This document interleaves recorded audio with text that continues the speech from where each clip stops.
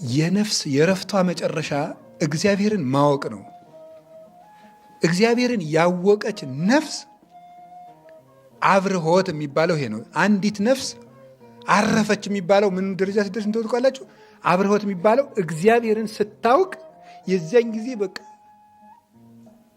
አሁን ምን እያደረግን ነው? እያወቀች ነው ገና። እኔም እናንተም ገና እየተማርን ነው። እግዚአብሔርን ስታውቅ ማለት ይሄ አንድም ሶስት መሸምደድ አይደለም፣ በቅቶ እግዚአብሔርን ማወቅ ነው። አርእስተ አእምሮ የተባለ አረጋዊ መንፈሳዊ ላይ አርእስተ አእምሮ የሚባል መጽሐፍ አንብቡት። እዚያምር አርእስተ አእምሮ ምንድን ነው? የእውቀት መጨረሻው ሥላሴን ማወቅ ነው።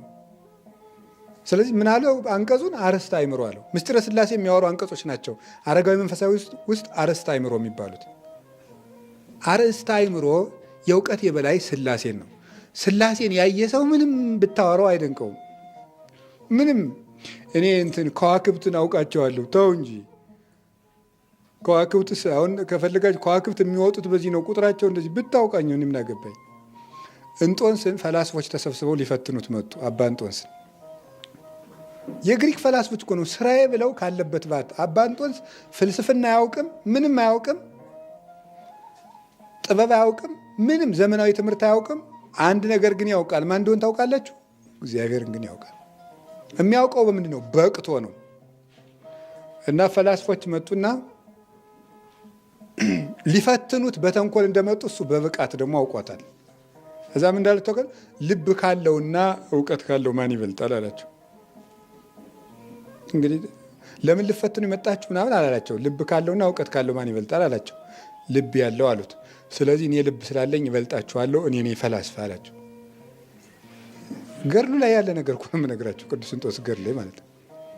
ፈላስፋ እሱ ነው በለጣቸው ማለት። ልብ ያለው ይበልጣል እውቀት ካለ። የልብ መጨረሻዋ ማረፊያ ወደቧ ማንን ማየት ነው? እግዚአብሔርን ማየት ነው። እና ያንን እኮ ነው ሐዋርያት ልባቸው ያረፈው ያ ጎርፍ ነው። ያ ጎርፍ ጎረፈላቸው። ጸጥ እዚያ በኋላ ፈሪሳዊ ቢያወራ ምናምን ቢዶልት ሰይፍ ዞ ቢመጣ ቁም ነገርም የለም። በጥፊ ቢያጠቃርናቸው ደስ እያላቸው ወጡ። ምክንያቱም ያ የብርሃን ጎርፍ ልባቸው ውስጥ ይጎርፋል።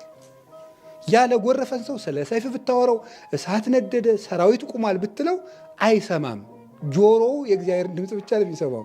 እግዚአብሔር ያበር ሊተ የሚለው ይሄን ዝም ብሎ ሌላ ነገር እንዳይመስላችሁ። በልብ የብርሃን ውስጥ እግዚአብሔር የሚያበራለት ሰው እንደሚታውቃላችሁ እግዚአብሔር ብርሃኔን ነው አለና ከዛስ ምንትኑ ያፈራኒ ሰራዊት ከቧል ምናምን በሉት ምን ይጸባኒ ታይን ይፈራኒ ልብ የሚለው ያድነኛል፣ ይጠብቀኛል፣ ያስጠለኛል እያለ አይደለም ዳዊት።